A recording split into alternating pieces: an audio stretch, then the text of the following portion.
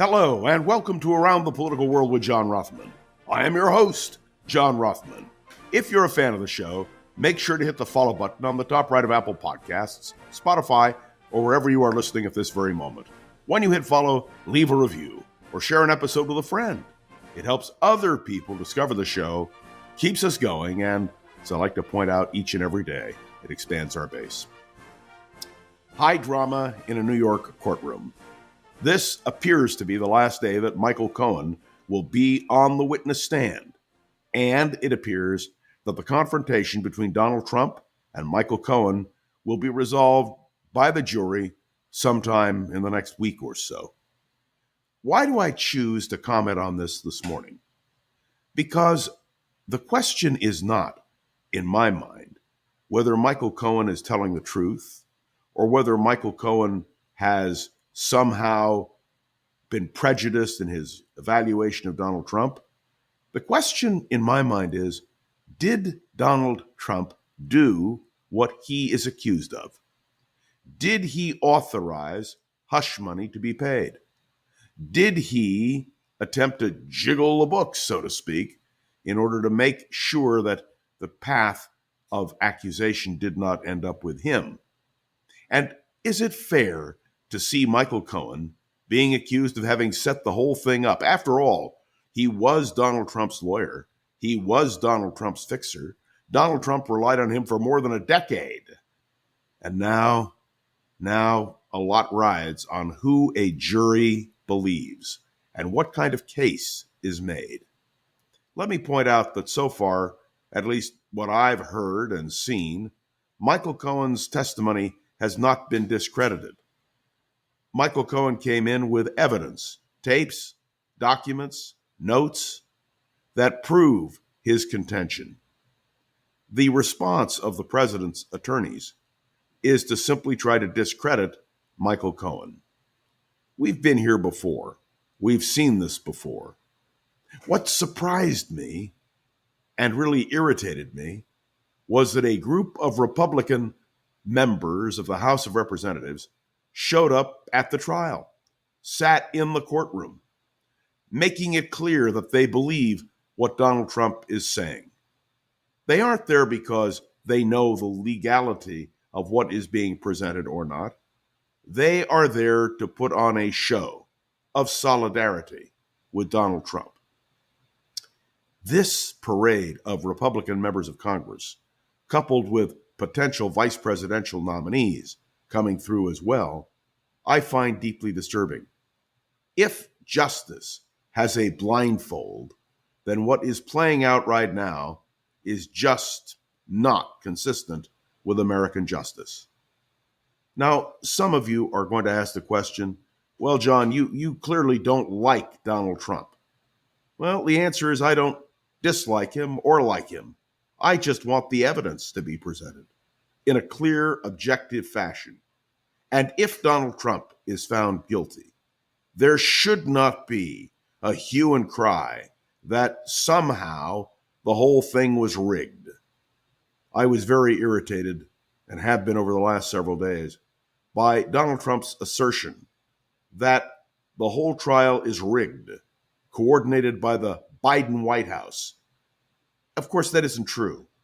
This was a local issue brought by a local grand jury, which has national implications.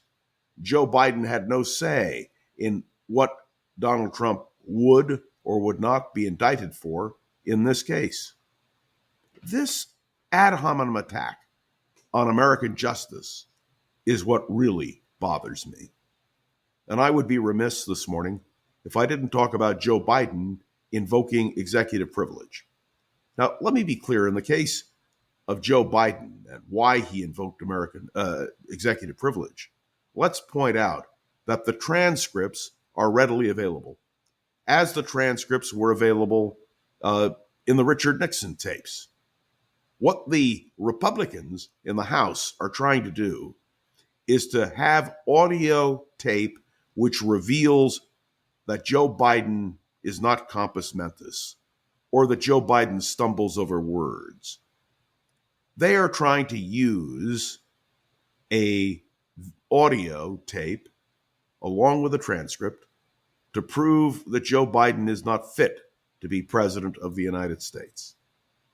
Executive privilege is a legitimate assertion by a president of the United States in certain cases. I do not believe that when executive privilege is asserted for political purposes, well, that's a good thing to do. But in this case, what Joe Biden is doing is protecting himself from an abuse of power. The Republicans in Congress are demanding that those tapes, those audio tapes, be played.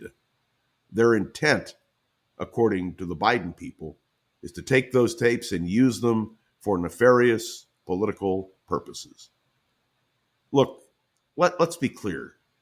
In the end, the question of executive privilege has been upheld by the Supreme Court in the United States versus Richard Nixon.